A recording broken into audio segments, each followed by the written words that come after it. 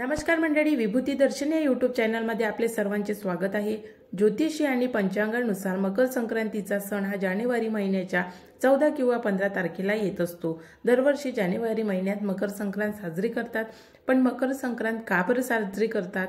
तर आपण सर्व ग्रहांना, ताऱ्यांना देवांगण मानतो, म्हणून या दिवशी सूर्यदेव हे धनु राशीतून बाहेर पडून मकर राशीत प्रवेश करत असतात।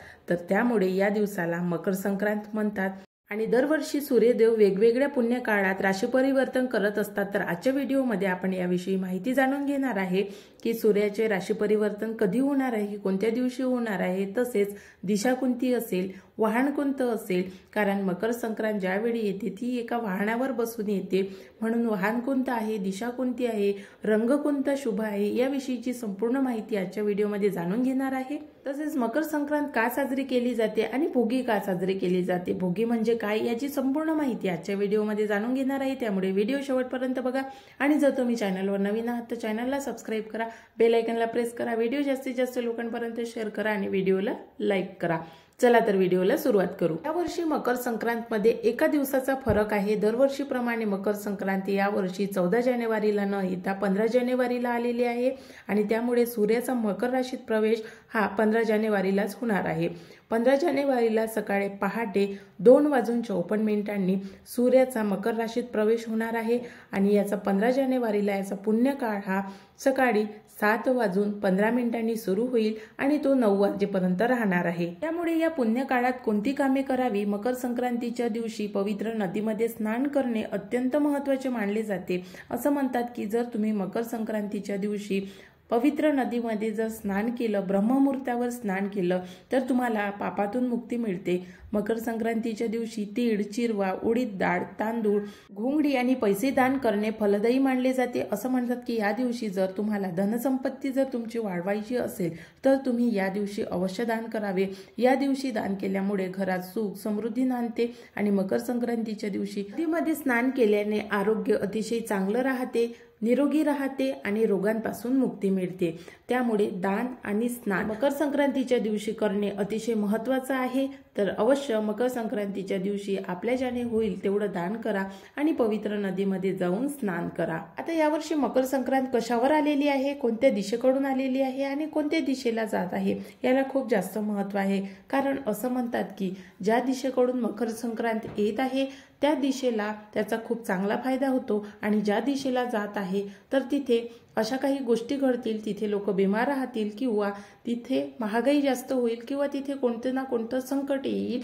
असं म्हटलं जातं की मकर संक्रांतीचा सण हा संकटाचा असतो, पण ती ज्या ठिकाणावरून येते त्या ठिकाणी मात्र शुभता असते आणि ज्या ठिकाणी जाते तिथे मात्र वस्तू महाग होणे, बिमारी अशा ज्या गोष्टी असेल त्या घडतात। तर यावर्षी मकर संक्रांतीचं वाहन हे घोडा आहे आणि तिचं उपवाहन हे सिंहीण आहे किंवा सिंह आहे। तिने काळे वस्त्र धारण केलेले आहे आणि तिच्या हातामध्ये भाला आहे। तिने हळदीचा टीका लावलेला आहे। हे जे वर्णन आहे, हळदीचा टीका लावला आहे म्हणजे तिने पिवळ्या रंगाचा टिळा लावलेला आहे। तर त्यामुळे पिवळ्या रंगाचे जेही वस्तू असतील, जेही पदार्थ असतील तर ते महाग होणार आहे। तसेच वाहन घोडा आहे, त्यामुळे प्रत्येक गोष्टीमध्ये तेजी राहील। म्हणजे एकतर गोष्टी महाग होतीलच, पण उपवाहन सिंह आहे तर त्यामुळे तुम्हाला थोडा का होईना पण तुम्हाला फायदा होईल। आणि संक्रांत वयाने वृद्ध आहे, तिच्या हाती वासाकरिता दुर्वा आहे आणि ती जातीने ब्राह्मण आहे आणि तिचं वारनाव घोरा आहे आणि नक्षत्र नाव महोदरी आहे आणि जातीने ब्राह्मण असल्यामुळे तिने स्वर्ण परिधान केलेले आहे, म्हणजे सोनं परिधान केलेलं आहे आणि ती उत्तर दिशेकडून दक्षिण दिशेला जात आहे आणि ती नैऋत्य दिशेला बघत आहे। त्यामुळे ज्या दिशेकडून संक्रांत येत आहे तर त्या दिशेला म्हणजे उत्तर दिशेला संक्रांतीचं फळ अतिशय शुभ मिळेल आणि दक्षिण दिशेला जात आहे तर संक्रांतीचं फळ दक्षिण दिशेला चांगलं मिळणार नाही। तिथे वस्तू महाग होऊ शकतात, महागाई जास्त वाढू शकते, तसेच तिथे रोगराई सुद्धा वाढू शकते किंवा या व्यतिरिक्त कोणतंही कारण असू शकते की तिथल्या लोकांच्या जीवनमानावर त्याचा परिणाम होईल। आणि नैऋत्य दिशेला बघत आहे तर त्यामुळे संक्रांतीचा आणि नैऋत्य दिशेचा याचा अतिशय चांगला संबंध आहे। म्हणून नैऋत्य दिशेला जर संक्रांत बघत असेल तर नैऋत्य दिशेकडील लोकांना याचा चांगला फायदा होईल।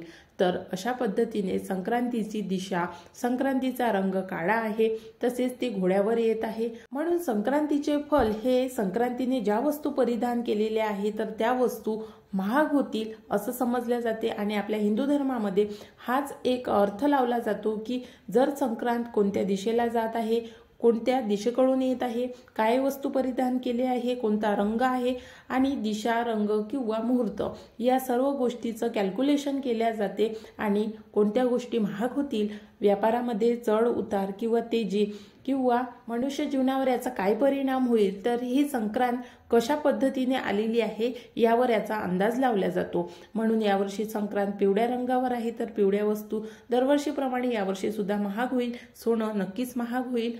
आणि काळ्या रंगाचे वस्त्र परिधान केलेले आहे तर त्यामुळे काळ्या रंगाचे वस्तू किंवा काळ्या रंगाचं जेही काही असेल तर त्या महाग होतील किंवा काळ्या रंगावर संक्रांत येईल म्हणजे तिथे वाईट परिणाम सुद्धा होऊ शकते। तर अशा पद्धतीने 2024 ची संक्रांत आलेली आहे। कोणाला याचं फळ शुभ मिळेल तर कोणाला अशुभ मिळेल, तर त्यामुळे संक्रांतीला कोणालाही अशुभ फळ मिळू नये यासाठी काही दानपुण्य केलं जाते, नदीमध्ये स्नान केलं जाते। तर त्यामुळे तुमच्यावर जर येणारं संकट असेल तर ते सुद्धा दूर होते। संक्रांतीचा शुभ रंग हा काळा आहे तर त्यामुळे अवश्य या दिवशी काळा रंग परिधान करावा, तसेच आपल्या घरातील इतर लोकांना सुद्धा काळा रंग अवश्य परिधान करायला लावावा। संक्रांतीला आणि भोगीला पूजन कसे करायचे, तर भोगी हा संक्रांतीच्या आधीचा दिवस असतो, म्हणजे 14 जानेवारीचा दिवस हा भोगीचा दिवस म्हणून ओळखला जातो। आणि संक्रांतीचं पूजन आणि भोगीचं पूजन अतिशय महत्त्वाचं समजले जाते। भोगीच्या दिवशी सर्व गोष्टींमध्ये तिळाचा वापर केला जातो। तसेच या दिवशी इंद्रदेवाचे पूजन किंवा इंद्रदेवाची आठवण म्हणून या दिवशी आपल्या पिकांचं पूजन केले जाते। इंद्रदेव हा प्रत्येक शेतकऱ्यासाठी महत्त्वाचा आहे, कारण त्यांच्या शेतातील पिकाचे संरक्षण व्हावे, तसेच प्रत्येक शेतकऱ्याला उदंड पीक पिकावं यासाठी प्रार्थना केली जाते। आणि अशी मान्यता आहे की पीक वर्षानुवर्षे पुढे पिकत राहावी अशी प्रार्थना भोगीच्या दिवशी करतात। म्हणून भोगीच्या दिवशी सर्व भाज्यांची मिक्स अशी एक भाजी तयार केली जाते आणि त्यामध्ये तिळाचा वापर केला जातो। तसेच बाजरीची भाकरी किंवा ज्वारीची भाकरी तयार केली जाते आणि ती सुद्धा तीळ टाकून तयार केली जाते। आणि यालाच भोगी किंवा भोगीचा नैवेद्य म्हणून हा नैवेद्य देवाला दाखवला जातो आणि हा सण किंवा हा दिवस भोगी म्हणून साजरा केला जातो। आणि भोगीचा दुसरा दिवस हा संक्रांतीचा दिवस असतो। हा सण वर्षातील पहिला सण म्हणून साजरा करतात आणि या दिवशी सुगड पूजा केली जाते। सुगड म्हणजे काय, तर सुघट म्हणजे शेतीमालाची भरलेली घट। नंतरच्या काळात त्याला सुगड नाव देण्यात आलं, तर आधी सुघट म्हणायचे। लाल किंवा काळ्या रंगाचे छोटे माठ घेऊन घट, याला घट सुद्धा म्हणतात। तर पूर्वीच्या काळात मातीचे हे घट नव्हते, त्यावेळी घरातील लहान गडव्यात हे घट मांडले जायचे। शेतात पिकलेल्या धान्याला घटात भरून मकर संक्रांतीच्या दिवशी यांचं पूजन करायचे। मग या दरम्यान शेतकऱ्याने जेवढेही धान्य पिकवलेलं असेल त्या सर्व धान्यांचं पूजन केलं जायचं। त्यामध्ये हरभरा, गाजर, ऊस, तीळ, वालाच्या शेंगा, बोरं, गव्हाच्या लोंब्या, जेवढेही शेतकऱ्याने धान्य पिकवलेलं असेल त्या सर्वांचं पूजन करून मकर संक्रांतीच्या दिवशी तिळगुळ वाटून आणि आपल्या शेतातील धान्य वाटून हा सण संपूर्ण भारतभर, महाराष्ट्राव्यतिरिक्त भारतामध्ये हा सण वेगवेगळ्या नावाने ओळखला जातो आणि प्रत्येक राज्यामध्ये हा सण साजरा केला जातो। अशा प्रकारे मकर संक्रांतीला भोगीचं आणि संक्रांतीचं पूजन केले जाते। आशा करते तुम्हाला आजचा व्हिडिओ आवडला असेल। व्हिडिओ जर तुम्हाला आवडला असेल तर जास्तीत जास्त लोकांपर्यंत शेअर करा आणि अजूनपर्यंत जर तुम्ही लाईक केलं नसेल तर लाईक करा। पुढच्या व्हिडिओमध्ये नवीन माहितीसोबत आणि मकर संक्रांतीच्या विशेष माहितीसोबत लवकरच भेटू। आपणा सर्वांना मकर संक्रांतीच्या आणि नवीन वर्षाच्या खूप खूप शुभेच्छा।